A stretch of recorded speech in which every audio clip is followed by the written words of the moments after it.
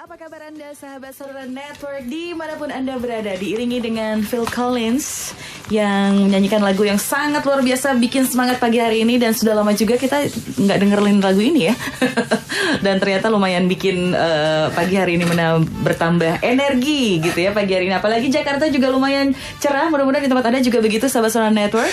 Dan kembali di hari Rabu pagi pukul 7 ada Sales Mastery pastinya. Dan juga pasti Anda sudah tahu ya kalau Sales Mastery pastinya juga bersama Pak Eloy Zaluku, Theocentric Motivator, Sales Trainer kita dan juga Leadership Coach. Kita sapa dulu ya. Selamat pagi Pak Eloy. Selamat pagi Mbak Yuli, selamat pagi. Siapa ini? Seluruh masyarakat Indonesia yang sedang mendengarkan kita ya. Dan khususnya teman-teman salesperson, tetapi juga semua termasuk ibu-ibu yang mungkin sekarang masih masak di rumah. Pokoknya semua orang ya Pak Eloy ya. Kita sapa ya. Ya, dan tentu saja seperti biasa kita mengundang sahabat Sonora untuk ikut berpartisipasi ya Mbak Yulis ya. Ya pastinya. Silakan Anda bisa kirim SMS langsung pagi hari ini ke 0812 112 9200. Sampaikan pertanyaan Anda ya Pak Eloy. Sampaikan permasalahan apa yang tengah Anda hadapi. Apa saja, bisa dalam hubungan dengan sales, bisa juga dengan marketing, bisa juga dengan motivasi. Karena gini Mbak Yuli, sebetulnya apa yang kita sampaikan setiap minggu ini memang secara spesial saya persiapkan beberapa hari sebelumnya. Tetapi kalau sahabat Sonora mau mendapatkan yang lebih baik, lebih dahsyat, atau sesuatu yang mungkin ya memang Anda butuhkan, tanyalah gitu. Kadang-kadang pertanyaan itu men-trigger saya untuk mengingat pelajaran-pelajaran dari pengalaman-pengalaman masa lalu. Dan justru itu memberikan value yang jauh lebih besar kepada pendengar sahabat Sonora ya. Jadi silakan teman-teman untuk berpartisipasi, bisa melalui SMS atau telepon atau ke Twitter. Bisa SMS kemana Mbak Yulis? 0812 112 9200. Seperti biasa ya. Langsung aja Pak Eloy, saya sebutkan nama, usia, alamat pekerjaan atau apapun, dan pertanyaan Anda sampaikan. Semua persoalan Anda juga sampaikan ya. Ya, dan kita kurang beruntung dalam bulan ini karena kita tidak mendatangkan CEO. Tapi minggu depan kemungkinannya bulan depan justru malah kemungkinan kita dapat 2. Jadi ya memang bapak-bapak ibu ini, bapak-bapak dan ibu-ibu CEO, direktur kan sibuk sekali ya. Betul, kita mengerti ya. Jadi nggak apa-apa, kita yang menyesuaikan waktu saja dengan beliau-beliau ini ya. Oke, jadi hari ini Mbak Yulis kita akan berbicara mengenai likability is the key to connections. Nah ini apa hubungannya dengan minggu lalu? Nah kita bahas dulu ya. Iya kan kita minggu lalu sudah mengungkapkan tentang exceptional selling ya, untuk memuaskan pelanggan. Pastinya ada kerjasama dong Pak Eloy antara tim, termasuk juga back office atau supporting, dan ada 5 dimensi pelayanan yang berkualitas. Betul sekali Mbak Yulis. Mbak Yulis masih ingat? Masih ingat dong Pak Eloy. Tiap minggu ketemu Pak Eloy masih sih lupa. Ini tambah pinter nih, lama-lama jadi trainer juga. Kan udah dikasih contekannya tadi. Benar. Ya, jadi Mbak Yuli, selama bulan November kita itu ada mengangkat topik The 8 Steps to Build Sales Special Force. Jadi ada 8 tahap di dalam kita membangun pasukan khusus di dalam dunia penjualan. Jadi pasukan khusus tidak hanya dibutuhkan oleh angkatan atau marinir begitu ya, tetapi juga teman-teman sales perusahaan membutuhkan special force. Apakah semuanya menjadi special force? Ya silakan, tetapi kalau menggunakan hukum Pareto, saya memikirkan angka 20% dari total salesperson. Artinya kalau ada 100 orang medical representative, paling tidak siapkan 20-nya untuk menjadi yang namanya special force. Kenapa kok dibatasi? Karena namanya aja tim elite, special force, yang mana latihannya itu bisa jadi 10 kali, bahkan mungkin 20 kali lebih berat daripada sales force biasa. Dan biasanya orang-orang ini yang pada akhirnya nanti juga menanjak karirnya dari sales force di lapangan menjadi supervisors, managers, dan bahkan ada banyak di antara mereka yang akhirnya menduduki level direktur. Nah, jadi kita sudah bahas organizational alignment, individual assessment, personal mastery, sales readiness, mastering sales process, mastering Rave Sales Model. Lalu yang ketujuh itu berbicara mengenai coaching for performance. Ini berbicara setelah semua orang-orang sales ini sudah memiliki 1 sampai 6, maka di situ adalah pekerjaan para supervisor dan manajer untuk mereka mengcoach anak buahnya. Karena Mbak Yulis tidak semua supervisor dan manager itu memiliki kemampuan coaching yang baik. Tidak semua, bahkan mungkin rata-rata tidak memiliki leadership style yang pas untuk timnya. Nah, bayangkan kalau di bawah kita itu ada yang namanya super salesperson atau rave salesperson atau sales special force. Nah, sementara atasannya, supervisornya, manajernya tidak memiliki leadership style yang pas, tidak mengcoach anak buahnya. Nah, biasanya yang terjadi adalah teman-teman sales yang hebat ini justru pindah ke tempat lain. Jadi harus dijaga. Kenapa harus dijaga? Karena untuk mempersiapkan mereka itu tidak bisa dengan hanya training sehari 2 hari. Itu lama, itu investasi yang besar. Bahkan di beberapa tempat itu kita diskusi supaya teman-teman yang diberikan ilmu khusus mengenai special force ini, itu memang mereka diminta untuk stay, tentu saja dengan beberapa agreement dengan mereka. Nah, baru yang ke-8 adalah kita berbicara sales monitoring and improvement. Jadi sales itu harus dimonitor dan harus terus diimprove. Apa yang dilakukan di dalamnya, tentu saja ada beberapa hal yang harus dilakukan di dalamnya. Tapi hari ini Mbak Yulis, tidak, minggu lalu kita tadi betul yang dari Barry dan yang 5 itu Pak Eloy, 5 dimensi pelayanan. Jadi ini sampai kita berbicara minggu lalu, soalnya kita kurang waktu ya. Jadi kita minggu lalu kita seperti lari maraton. Ya, jadi ini juga ada teman yang kemarin juga kontak, dia pingin tahu dan yang kita bicarakan itu adalah service quality.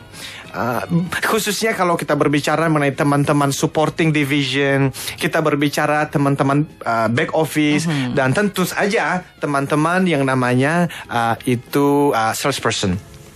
Bahwa untuk memberikan satisfaction dan loyalty kepada customer itu nggak bisa dikerjakan sendirian. Ini adalah kerjasama tim. Bahkan dari security yang ada di depan sampai top management, kerjaannya adalah memang to satisfy their customer. Karena the only reason for your business existence is to satisfy customers. Jadi alasan satu-satunya kenapa bisnis pernah dibuka, pernah didirikan, kan karena supaya kita bisa memuaskan pelanggan. Nah, tanpa pelanggan kita tentu saja nggak bisa dapat keuntungan. Tanpa keuntungan tentu saja kita nggak bisa dapat karyawan. Jadi semua orang yang bekerja di perusahaan manapun, sampai office boy dan security, harus tahu bahwa memang saya ini dapat gaji dari customer. Sehingga waktu kita melayani customer itu harusnya bukan beban. Waktu kita melayani customer itu a privilege. Itu sebuah kehormatan yang besar. Oleh karena apa? Dia bisa saja pergi ke tempat lain, tapi dia memilih kita. Pilihlah aku, gitu. Jadi pacarmu. Jadi customermu. Jadi customer. Jadi dia memilih kita. Dia datang ke outlet kita, dia datang ke bank kita, dia membeli asuransi kita. Padahal dia bisa pergi ke tempat lain. It is a privilege. Dan saya selalu menceritakan tentang dan waktu itu kalau ingat dengan Pak Antoni Swandi, Vice CEO dari Bank Capital ya Mbak ya, Bank Victoria. Yang saya masih ingat sekali bahwa it is for your own benefit. Jadi teman-teman back office, teman-teman customer service, SPG, salesperson apalagi, ketika Anda melayani dengan baik, itu sebetulnya keuntungannya untuk diri Anda sendiri awalnya, walaupun memang itu ujungnya juga membantu penjualan dan keberhasilan perusahaan. Nah, ada cerita, makanya kita mau ngajak mereka untuk partisipasi. Karena di dalam buku yang kita bagikan ini ada salah satu cerita tentang bagaimana seorang pramuniaga Gramedia itu menolong customernya dengan setulus hati, dan akhirnya seluruh keluarganya diubahkan dari orang yang lahir di gubuk, yang pertama kali melihat mobil usia 10 tahun, tidak punya harta harapan masa depan, tapi ternyata bisa ke Jakarta, bisa sekolah 6 tahun di Australia, dan bisa menjalankan profesi seperti hari ini, menginspirasi Indonesia di berbagai kota, juga beberapa negara Asia. Dan itulah saya. Saya bisa hadir di sini karena ada saudara saya yang namanya Willy itu, Fenueli itu, yang dulu bekerja di Gramedia Melawai. Dia bekerja di Gramedia Melawai dan ada satu tamu datang mencari list buku. Dan apa yang terjadi adalah, Mister, saya bisa bantu apa? Ini bule. Kakak saya jangankan berbahasa Inggris, bahasa Indonesia ia terbata-bata. Tetapi dia melakukannya dengan sebaik-baiknya. Dan the rest is a story. Sebuah sejarah dalam kehidupan kami. Dan itulah yang terjadi ketika Anda melakukan pekerjaan Anda dengan sebaik-baiknya. Dan itu hubungannya nanti pada ujungnya adalah kerja adalah ibadah. Kerja adalah ibadah, ya. Dan kita harus break dulu. Kita harus break dulu, tapi sudah ada Pak Edward. Selamat pagi, semangat Selamat sekali pagi, Pak Edward. Sebagai sales di perusahaan pembuat mesin, sudah 2,5 tahun bekerja. Bagaimana menciptakan special force, Pak Eloy? Dan bagaimana setiap saran saya didengarkan oleh atasan dalam menciptakan motivasi kerja? Pertanyaannya bagus sekali, nanti kita akan bahas ya, Pak Eloy ya, setelah break. Bukan sekarang, tapi setelah break. Dan sebelum break, saya juga mau mengucapkan Happy Anniversary, Pak Eloy. Ya. Happy anniversary juga, my lovely wife, ya. Kim, Liu, Priscilla, Lukito. Kok tahu sih? Pak Eloy dan Mbak Kim wedding anniversary. Iya loh, ini waktu cepat sekali. Ternyata kami sudah menikah 5 tahun. Iya, dan it's such a blessing ya. Thank you Mbak Yulis ya. Kita ucapkan juga happy anniversary untuk teman-teman yang merayakan hari ulang tahun dan wedding anniversary-nya di bulan November ini. Dan salam dari teman Nick di Solo katanya gitu. Oke, pertanyaan juga nanti kita akan bahas setelah jeda berikut. Tetap bersama kami di Sales Mastery bersama Eloy Zaluku.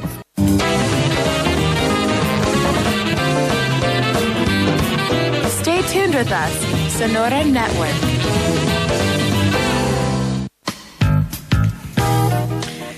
Sahabat Sonora Network, kembali lagi di Sales Mastery pagi hari ini bersama Pak Eloy Zaluku yang sedang berbahagia karena sedang merayakan wedding anniversary yang kelima bersama Ibu Kim. Ya, betul sekali.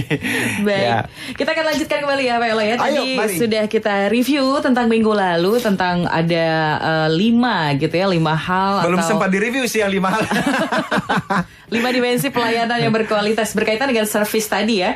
Iya, jadi ada tangibility, ada reliability, ada responsiveness, ada assurance, dan ada empathy. Ini sebetulnya sudah lama ditemukan oleh Barry dan teman-temannya ya.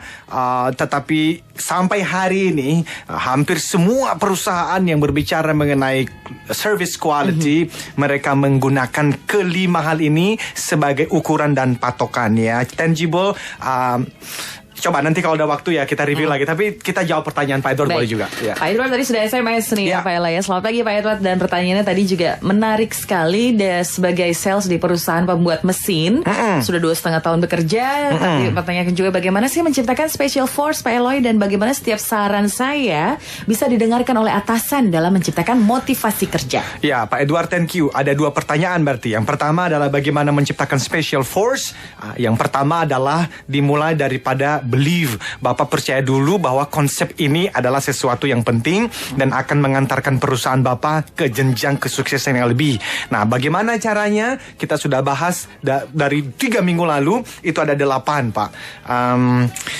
Saya hanya highlight intinya saja karena nggak bisa mengulang ini.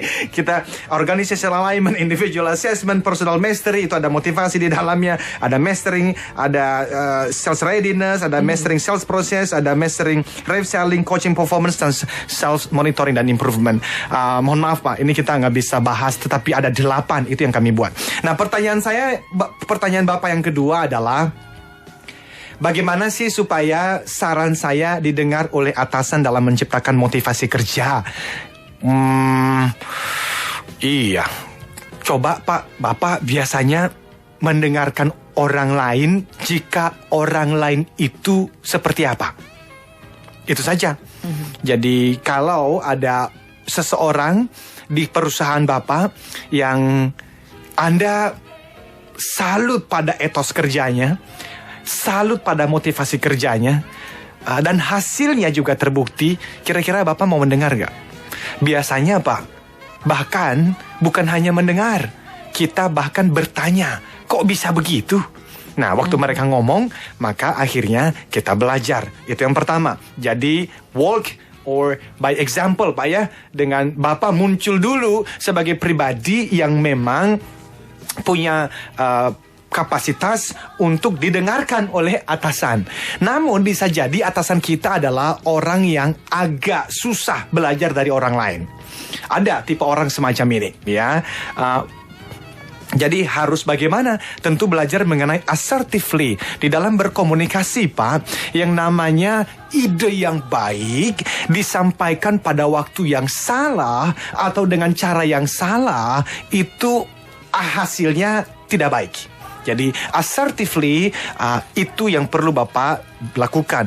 Apa itu assertively? Itu menyampaikan saran Bapak dengan cara yaitu asertif. Panjang ceritanya Pak kalau saya bahas mengenai asertif ini, karena di dalam workshop training kami pun itu bisa setengah hari untuk berbicara mengenai assertively sendiri ya. Jadi itu yang saya bisa berikan. Yang pertama adalah Bapak tunjukkan dulu bahwa Bapak memang menjalankan apa yang Bapak sarankan. Karena kalau Bapak menyarankan sesuatu tapi atasan, jangankan atasan Pak, anak buah Bapak pun juga nggak akan mendengarkan Bapak kalau Bapak cuma memberikan saran tapi tidak menghidupinya.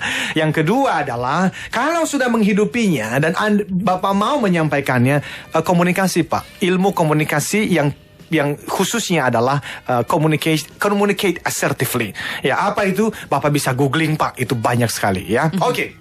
Ya, baik. Kemudian dilanjut juga dengan pertanyaan dari Solo. Selamat pagi Solo. Ada Manik di Solo nih menanyakan gimana sih Pak Eloy, menurut Pak Eloy cara memuaskan klien setelah klien ini memasang iklan di media kita gitu. Ini kayaknya kerja di radio nih. Sonora ya? Bukan Pak. Nggak bagus pertanyaannya. Memuaskan pelanggan panjang ya Mbak Menik. Tetapi dimulai dari pribadi sendiri. Nah justru ini yang juga kita bahas hari ini ya. Be likable. Dan ibu Mbak, minggu lalu kita sudah bahas ini sih, yang berbicara mengenai tangible reliability responsiveness ini. Iya, kalau ngulang panjang ini. Jadi kita nanti kapan-kapan kita putar lagi apa yang sudah kita bahas minggu lalu ya. Baik, kemudian ada Nur, 28 tahun sales manager. Selamat pagi Mbak Nur. Saya sales manager baru pindah perusahaan Pak Eloy. Saya memperbaiki, mengembangkan rules dan sistem di perusahaan saat ini dan terbukti achieve ya, bahkan over target juga selama beberapa bulan yang sebelumnya belum pernah. Very good. Oke, kemudian di balik hal itu, anak bos saya ternyata tidak suka dengan perubahan yang saya buat. Karena membuat mereka merasa tidak nyaman. Mungkin karena sebelumnya mereka kerja berdasarkan cara mereka yang cenderung tidak tersusun dengan rapi, begitu ya. Dan hal ini ternyata manajemen lebih percaya ke bawahan saya. Sekarang akhirnya saya jadi bingung bagaimana menerapkan sistem kerja yang saya buat, atau saya mengikuti culture bawahan saya yang cenderung lebih santai dalam bekerja dan pencapaian yang tidak maksimal. Very good. Ibu atau Bapak tadi? Ibu Mbak Nur mungkin Mbak Nur ya. Mbak Nur, Ibu sedang disiapkan untuk menjadi pemimpin yang jauh lebih baik dari hari ini. Dan kenapa saya mengatakan itu? Oleh karena ada orang-orang yang Tuhan siapkan, berikan kesempatan menjadi pemimpin yang lebih baik dengan melewati masa-masa yang kebingungan seperti ini. Tidak ada pemimpin yang tiba-tiba menjadi penuh dengan wisdom dan dia tidak melewati masa-masa ini. Tapi pertanyaan Ibu, bagaimana caranya? Well, kita perlu bertanya. Yang pertama adalah gaya Ibu memimpin seperti apa? Daniel Goleman itu menuliskan satu buku bersama dengan teman-temannya dan mereka berbicara mengenai 6 gaya kepemimpinan. Artinya adalah situational sekali. Memimpin itu adalah situational. Kita tidak bisa menggunakan gaya yang sama di setiap waktu dan kepada setiap orang. Umumnya perubahan sudah pasti, Bu, memang tidak disukai oleh banyak orang. Apakah semua orang? Enggak juga. Jadi kalau dibagi menjadi 3 kelompok, ada satu kelompok yang memang sudah siap dengan perubahan itu. Memang sebelum ibu datang ke perusahaan itu, mereka sudah menambahkannya. Jadi ketika ibu datang, mereka sebetulnya happy. Mungkin tapi tidak kelihatan. Nah, ini adalah tugas pertama ibu untuk memetakan sebetulnya dari awal yang pro dengan perubahan ini siapa. Kemudian ada kelompok yang kedua, yang mereka memang itu setengah hati. Artinya mereka nggak punya prinsip yang jelas. Mereka dibawa berubah, ayo. Tapi nanti waktu makan siang teman-temannya komplain mengenai perubahan ibu, mereka ngikut. Ini yang paling banyak. Tetapi memang ada sekelompok kecil yang ibu melakukan apapun, they simply tidak siap. Nah, sebetulnya kalau manajemen pandai dan pinter dan yakin pada apa yang ibu lakukan, justru kelompok yang terakhir ini harus dikeluarkan. Karena mereka akan menjadi virus terhadap kelompok yang kedua dan terhadap kelompok yang pertama tadi. Jadi ibu, saran saya yang pertama adalah ibu memetakan dulu siapa yang masuk kelompok pertama, siapa yang masuk kelompok kedua, siapa yang masuk kelompok ketiga. Yang kedua adalah ibu sebagai manajer, tugas kita kan managing our boss. Itu pasti. Dan tentu saja managing our subordinate. Nah, ini adalah tantangannya. Maka ibu, saya justru sama seperti itu bertanya, kenapa kok atasan ibu lebih percaya pada anak buah ibu daripada ibu sendiri? Gitu loh.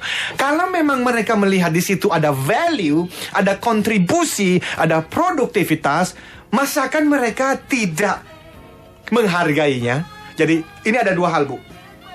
Yang pertama adalah ibu melakukan sesuatu yang baik dan benar. Mungkin caranya kurang pas dengan manajemen. Jadi masing-masing bos itu punya style. Kita sudah berbicara yang paling gampang, DISC misalnya.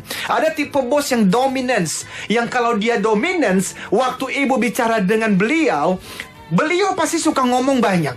Ibu dengerin. Masalahnya adalah banyak orang-orang yang tidak punya people skills yang cukup baik.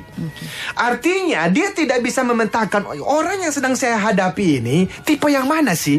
Kalau ibu juga tipe dominance, bertemu dengan atasan ibu yang adalah tipe dominance, ibu setiap kali diskusi dengan atasan selalu nggak win-win. Akhirnya apa? Sebaik apapun project yang ibu lakukan selalu tidak maksimal, bahkan buruk di mata bos Anda. Bukan ide ibunya yang salah, the way you talk to him yang salah. Nah, Bu, kalau begitu juga dengan tipe kepribadian yang lain. Tetapi saya mau menyampaikan ini dari Donald Goldman. Itu ada leadership style yang pertama adalah democratic. Kalau ibu punya anak buah 10 orang, ada saat-saatnya ibu mesti mengumpulkan mereka, lalu bertanya, hey, ini kita punya beberapa hal perubahan yang akan kita lakukan selama 12 bulan ke depan. Bagaimana menurut kalian? Ini demokrasinya mesti jalan. Tetapi ibu, demokrasi tidak boleh digunakan terus-menerus. Karena kalau digunakan terus-menerus, jadilah sebuah bangsa yang tidak ada keputusan yang jelas di saat masyarakat betul-betul membutuhkannya. Jadi, democratic, it is only one of the style. Cuman salah satu gayanya. Tapi jangan terus-terusan. Now, karena itu ada saatnya ibu mesti commanding. Commanding itu adalah ketika ibu mengatakan target kita bulan ini adalah sekian. Dan saya mau hasil 100%. Bagi yang tidak, maka ini. Makanya saya sudah mengatakan dari minggu-minggu yang lalu organizational alignment, di mana semua ukuran kinerjanya diukur secara jelas dan spesifik. Ada pace setting, di mana ibu berlari dan ibu membawa orang-orang ibu juga berlari bersama. Tetapi harus hati-hati dengan kedua ini. Commanding dan pace setting itu berlaku jikalau ibu punya anak buah memiliki 2 hal ini. Yang pertama, dia mampu, dan yang kedua, dia mau. Oke, kita akan lanjutkan lagi nanti. Ada pertanyaan lain dari Saya pasti Pak Tri. Marketing otomotif. Tapi sayang sekali Pak Tri SMS-nya terputus ya. Mungkin bisa SMS ulang ke 0812 112 9200. Dan ada Pak Aji di Malang. Ibu Nur, masih ada pembahasannya nanti dari Pak Elo ya. Ditambahkan lagi likability-nya. Kalau nggak tema kita nggak jalan. Siap. Nanti kita akan lanjutkan. Tetap bersama kami di Sonora Network.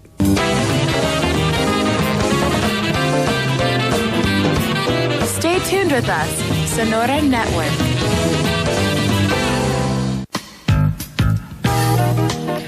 Sudah hampir pukul 8. Masih ada sih 15 menit lagi. Jangan nakutin gitu dong. Masih banyak nih. Iya, masih banyak pertanyaan yang belum dibahas. Dan juga tadi topik kita pagi hari ini sebenarnya kita mau membahas tadi apa yang menarik. Saya bahas dulu sedikit ya. Okay. Jadi sahabat Sonora, statement awalnya adalah bahwa bila Anda tidak disukai, tidak akan ada yang mau membeli dari Anda. Kecuali, nah catat kecuali ini. Kecuali Anda menjual produk atau jasa yang tidak dijual di tempat manapun di kolong langit ini. Saya ulang ini ya. Jika Anda tidak... bila Anda tidak disukai, tidak akan ada orang yang mau membeli dari Anda, kecuali Anda menjual produk atau jasa yang tidak dijual di tempat manapun di kolong langit ini. Tapi ternyata tentu saja cukup sulit untuk membayangkan hadirnya produk atau jasa yang seperti demikian. Kan begitu Mbak Yolis? Itu sebab kenapa ini hal yang kelihatannya sederhana, tapi saya bertemu dengan orang-orang sales yang dari ilmu dasarnya saja dia nggak punya. Ilmu dasarnya itu adalah bahwa people buy you. Orang membeli Anda sebelum dia membeli produk dan jasa yang Anda jual. Bahkan kita nggak usah bicara mengenai brand image dari perusahaannya. People buy you. Now, tapi bagaimana orang bisa people buy you if they don't like you? Nah, karena itu ini saya tertrigger karena pengalaman-pengalaman beberapa teman-teman sales yang saya rasa mereka perlu mendengar ini ya. Jadi gini Mbak Yulis, premisnya itu begini. Di dunia bisnis, penjualan khususnya, secara sederhana ini tentang bagaimana Anda sebagai seorang salesperson itu memecahkan masalah orang lain. Jadi memberikan solusi kepada orang lain. Bahkan kalau berbicara mengenai reselling, giving and serving, bagaimana Anda memberi dan melayani dia. Nah, tetapi untuk memberi dan melayani, untuk memecahkan masalah seseorang atau membantu suatu perusahaan untuk mencapai rencana, harapan, target bisnis tahun depan, Anda mesti punya sesuatu. Apa itu? Bahwa Anda tahu apa yang dia butuhkan. Tetapi bagaimana Anda tahu yang dibutuhkan? Kalau di dalam namanya sales process, itu ada satu step yang ketiga, namanya adalah bidding rapport. Okay. Tetapi banyak orang yang tidak berhasil di bidding rapport ini, Mbak Yulis. Oleh karena apa? Mereka tidak punya yang namanya likability. Padahal likability yang artinya disukain itu adalah kunci menuju rapport, kunci menuju connection, kunci awal menuju hubungan baik.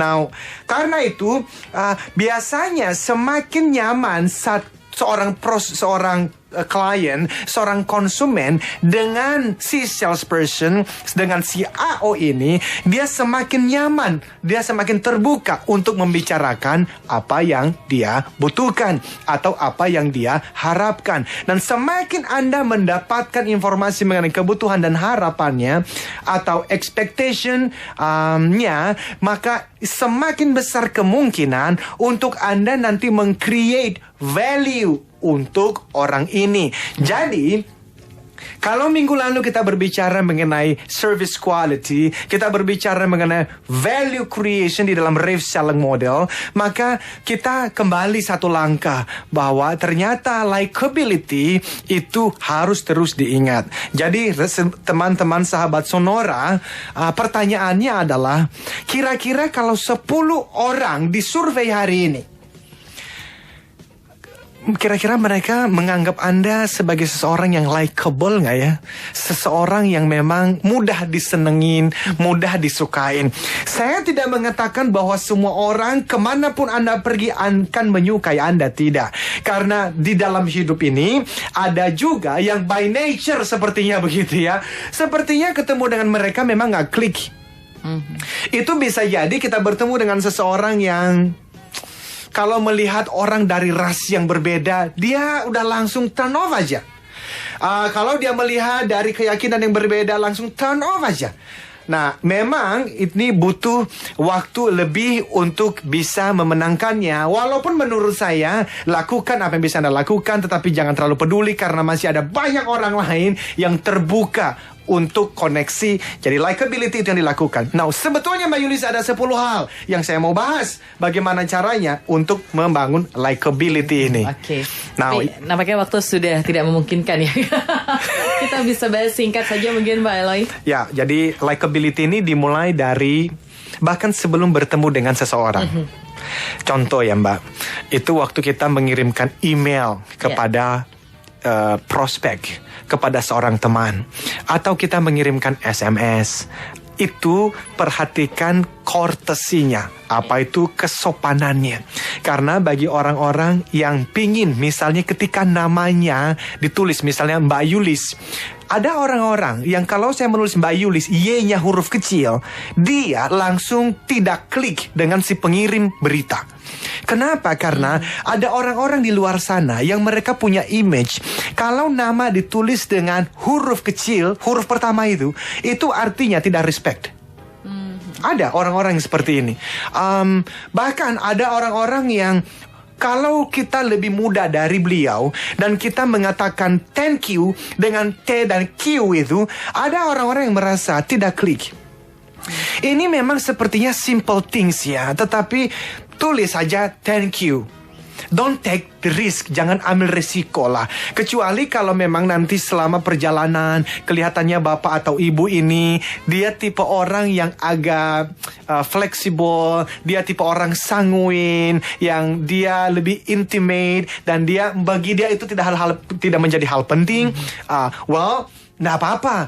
Tetapi waktu bahkan SMS, email pertama, itu Anda mesti memperhatikannya. Karena likability itu bahkan dimulai dari sebelum Anda bertemu dengannya.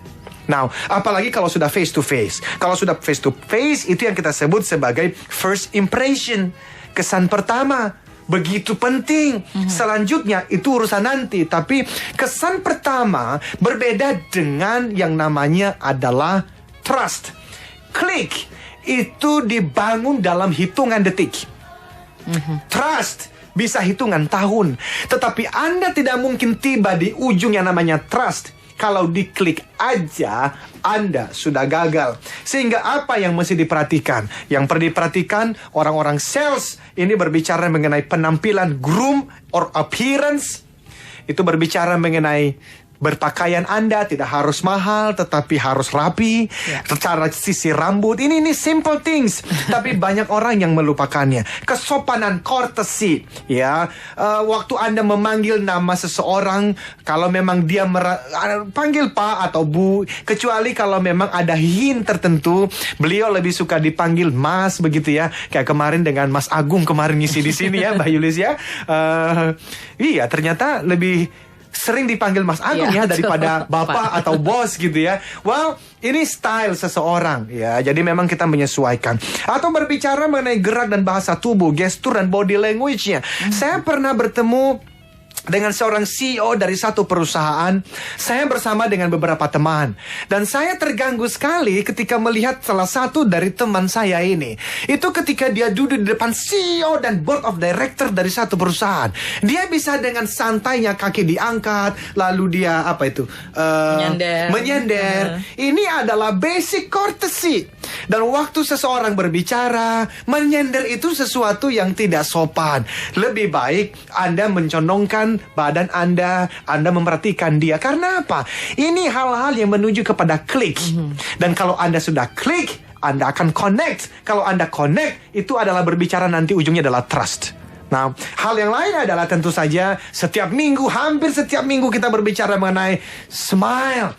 Kenapa? Karena limbic system menginginkannya. Salam dan jabat tangan ini juga basics, tapi waktu Anda bertemu dengan seseorang, pastikan Anda menunjukkan antusias Anda dari jabatan tangan Anda. Apalagi jabatan tangan dicampur dengan senyuman, dicampur dengan ungkapan yang antusias ya, dan kerapihan. Wah, semuanya ini langsung orang tuh luluh gitu loh, Mbak Yulis. Jadi langsung klik. Yang lainnya adalah persiapan common ground, be prepared. Ini common ground, ini bagaimana kita mencari tahu. Saya cerita mengenai Dr. Lee. Dr. Lee adalah dokter yang melakukan operasi terhadap kaki saya ini. Ini lihat-lihat jam. Apa nanti kita teruskan lagi? Oke. Cerita Dr. Lee nanti kita akan lanjutkan. Siap. Pak Eloy punya cerita ya Cerita dari dengan Dr. Lee, pengalaman pribadi juga. Ya. Dan terima kasih buat sahabat Sonora yang sudah mengirimkan SMS juga nih Pak Eloy ya. Wah, luar biasa. Pagi hari ini antusias semuanya. Ini mungkin karena kita tahu lanjutkan setelah yang berikut ini.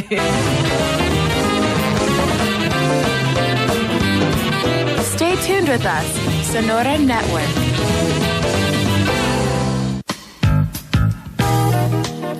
Sahabat Sonora Network, masih ada waktu hingga pukul 8. Kita masih dalam Sales Mastery, pastinya bersama Pak Eloy Zaluku. Dan selalu saja kita kehabisan waktu begitu. Iya, itu berarti kita harus terus sampai beribu tahun ke depan. Kita masih terus ada di sini setiap minggu ya. Baik Pak Eloy, cerita lagi dong Pak Eloy dengan Dr. Lee tadi gimana jadi kisahnya? Saya kan bertemu dengan dokter ya. Dan saya sudah dengar tentang beliau sebelum bertemu. Sebetulnya saya bukan orang sales yang mau jualan ke beliau, enggak, tapi saya mau tes aja beberapa hal. Jadi waktu saya bertemu, saya memang dia tanya mengenai apa yang terjadi, lalu tapi saya ngomong mengenai kapalnya. Jadi dokter ini punya kapal, namanya Dr. Share. Dr. Share itu adalah satu rumah sakit di atas kapal. Yang itu dia mengelilingi Indonesia. Jadi dia bisa ke Indonesia bagian timur ya. Untuk apa? Kalau kan di sana nggak ada banyak dokter. Jadi orang-orang yang sakit itu dibawa ke dalam kapal ini dan di situ dibedah oleh Dr. Lee bersama dengan dokter-dokter volunteer yang lain. Oke? Jadi waktu saya datang saya bilang, "Wah, Dok, gimana kapalnya?" Waduh. Dia diam. Kok kamu tahu? Oh ya, saya tahu tentang apa yang dilakukan dokter untuk orang-orang miskin di luar sana. Waduh, di dalam ruangan itu Mbak Yulis, itu padahal banyak orang di luar menunggu, itu bisa lebih sejam. Itu dokter Lee bicara dengan saya. Kenapa? Karena itu yang namanya ada sesuatu yang klik di hatinya. Nah, jadi kalau teman-teman mau bertemu dengan prospek tertentu, sebisa mungkin itu cari sesuatu mengenai mereka. Sehingga nanti setelah pertemuan dia justru mau ngomongin, jadi kamu tadi di sini mau jual apa ya?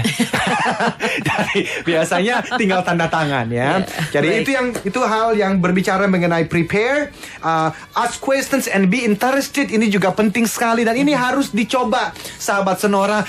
Hari ini ketika Anda bertemu dengan seseorang, jangan bicara terlalu banyak, tapi berikan pertanyaan dan ketika mereka menjawab, Anda dengarkan. Tapi jangan menjadi seorang yang seperti wartawan menanyakan satu persatu. Jadi rumusnya adalah one on one. Jadi mereka menjawab satu. Misalnya saya bertanya, Mbak Yulis sudah berkeluarga? Oh ya, sudah. Oh ya, saya juga sudah Mbak 5 tahun gitu ya. Lalu boleh pertanyaan yang lain. Tapi kalau saya menanyakan Mbak Yulis 2 kali, 3 pertanyaan, tapi saya nggak pernah membuka apa-apa mengenai diri saya, Mbak Yulis pasti akan merasa aneh benar nih orang. Lu siapa sih? Gitu ya. Jadi itu juga hal penting walaupun kelihatan sederhana. Antusias, percaya diri, memberikan pujian dan menjadi diri Anda sendiri. Ini adalah hal-hal yang penting untuk klik, untuk disukain, untuk likable. Nah, itu yang sudah kita bahas. Sekarang, karena cepat sekali waktunya, ayo, apakah ada pertanyaan lagi yang mau kita jawab? Pertanyaan dari SMS ada yang masih banyak yang belum kita bahas. Kayaknya minggu depan kita bisa dilanjut. bahas ini lagi ya Pak Elo ya. Termasuk juga beberapa SMS yang sudah masuk. Terima kasih untuk Pak Hari di Depok. Kemudian juga ada Pak Mulyono. Terima kasih Pak Supri. Dan juga ada Pak Tri. Kita akan lanjutkan lagi minggu depan. Saya Yulis. Oke. Saya katakan, yes I can. Salam sukses, Triangle.